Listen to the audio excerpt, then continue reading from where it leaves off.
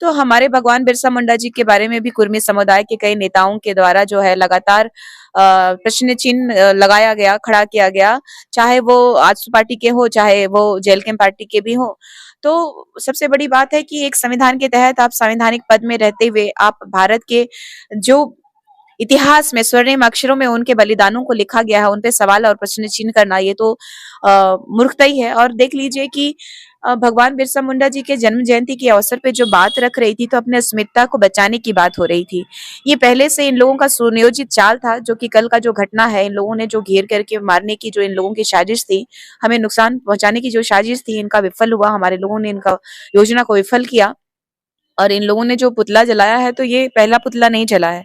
पिछले 5 महीने 6 महीने से मैं लगातार इस झारखंड में अपने आदिवासी अस्मिता को बचाने की लड़ाई लड़ रही हूँ, चाहे वो धर्मांतरित ईसाइयों के विरोध में हो, चाहे जो कुर्मी समुदाय के द्वारा जो लगातार आदिवासी बनने की चाहत जो उनकी रही है, आदिवासी सूची में शामिल होने की मांग जो रही है, उसके विरोध में मैं लगातार उलगुलान कर रही हूँ। आप देखिएगा कि कुर्मी समुदाय जो है, अपने आप को उन्होंने क्षत्रिय का वंशज घोषित करने के लिए ये कह रहे हैं 2004 का रिपोर्ट को देखना चाहिए इन लोगों को, कि 2015 का रिपोर्ट को देखना चाहिए। संवैधानिक तरीके से आपने मांग रखा था, तो आपको इस संविधान ने, लुकुर कमेटी ने आपको डिनाई किया कि आप आदिवासी नहीं बन सकते हैं।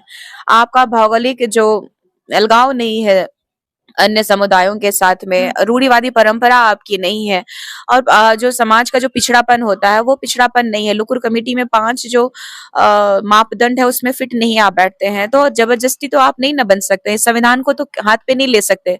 तो अगर अपने अस्तित्व और अस्मिता की बात कर रही हूँ, तो अगर सच्चाई की बात कर रही हूँ, तो इनको अगर बुरा लग रहा है, तो ये अपना आक्रोश को हमारे लिए जो पुतला दहन किए या फिर हमें मारने की जो इन लोगों की लगातार धमकी दी जा रही है इनके माध्यम से, तो ये मेरे लिए एक ऐसा दौर चल रहा है जो कि अपना समाज को एक जगाने का, उलगुलान करने का, अपने हक और अधिकार को मांगने का जो हमारा उलगुलान है, वो जारी रहेगा।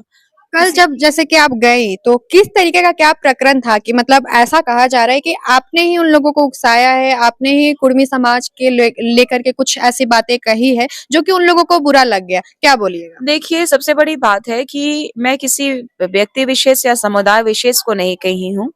मैंने अगर कुछ उदाहरण दिए हैं, तो अगर वो अपने आप में वो उदाहरण को ले रहे हैं, तो उनका दुर्भाग्य है कि वो विचारों की लड़ाई और संवैधानिक तरीके से वो अपने विचार को प्रकट नहीं कर पा रहे हैं, और अनर्गल जो इस झारखंड राज्य को वो नेपाल बनाने की जो इन लोगों की साजिश है और कुर्मी समुदाय के द्वारा लगातार रहा है, आप वीडियोस भी देखिएगा कि ये कह रहे हैं कि मुख्यमंत्री बनना है इनको।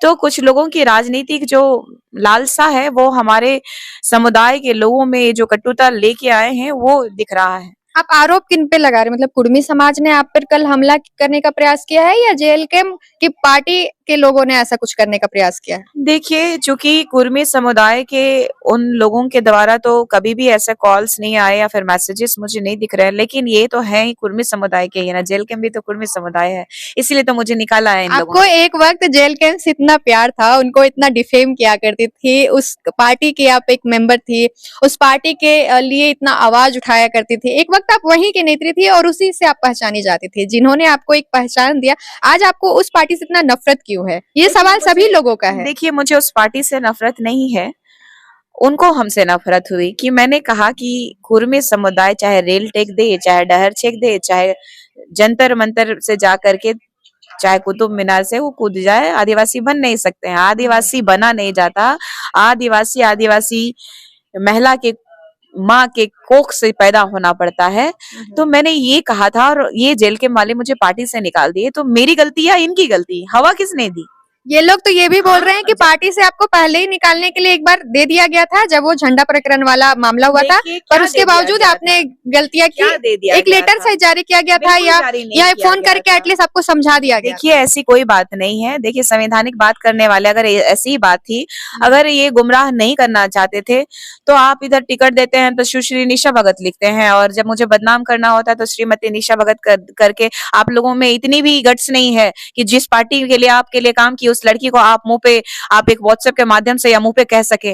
ये तो आप दोहरा चरित्र अपना तो आपने दिखाया, ये अलगाव तो आपने दिखाया, मैंने तो नहीं दिखाया। इससे पहले का वीडियो देख लीजिए, जेल कैम्प की तो गुनगान ही गाई हूँ।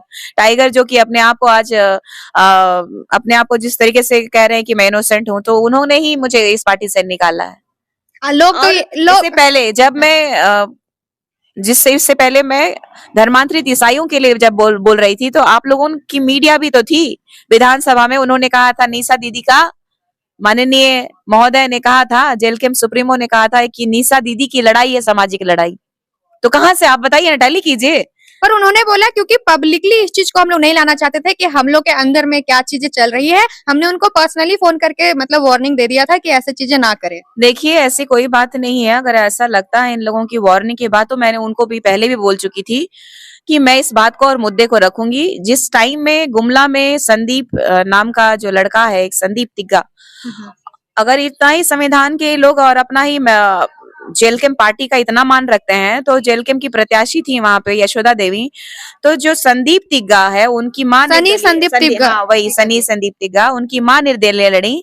जब उस समय बात आई कि जब पार्टी की बात आया कि पार्टी का जो सिद्धांत की बात आई, तो उनको नहीं निकाला गया। वही लड़का, वो क्रिश्चियन लड़का है, धर्मांतरित ईसाई है, उसने एक लेटर जारी किया और वो लेटर मेरे पास है, मौजूद है, मैं उस लेटर को दिखा सकती हूँ। तो क्यों जेल कैम्प के सुप्रीमो ने मुझे कहा कि दीदी आप चिंता ना करें, हमारा जो है आपकी तरफ, आपकी जो समाज की लड़ाई है आप लड़िए, हम आपके साथ हैं।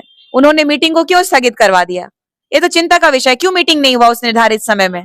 मुझे बार बार फोन आया और हम भी बार बार ये बात करते रहे पार्टी के अलग कमानों से कि देख लीजिए क्रिश्चियन समुदाय जो है लगातार प्रेशर कर रहा है। चूंकि जेल कैम्प के जो जिला के अध्यक्ष हैं गुमला के, रघुनंदन उरांव तो नाम लिखते हैं, लेकिन वो धर्मांतरित ईसाई हैं, और उनके द्वारा भी लगातार मुझे प्रेशर किया गया और पार्टी से निकाल देने की और बेइज्जत करने की जो धमकी दी गई थी, मैंने सुप्रीमो को इस बात से अवगत भी कराया था। तब क्यों नहीं निकाला था इन्होंने? तब उसके बाद उन्होंने ये कहा था कि निशा दीदी का ये प्रकरण जो है, जो लड़ाई है, ये सामाजिक लड़ाई है, ये पार्टी की नहीं है।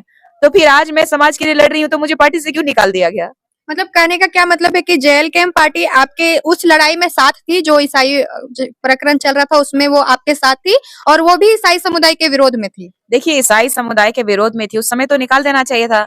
और उससे पहले अगर ये अमर्यादित की भाषा की बात आ रही थी, या फिर मेरा जो लड़ाई लड़ने का जो तरीका इनको गलत लग रहा था, तो फिर नगड़ी वाले प्रकरण में क्यों नहीं हटा दिया गया? उस समय तो मैं जेल कैम्प में थी और 2 केस मेरे में था, 2 केस था, 2 केस हुआ नगड़ी प्रकरण में।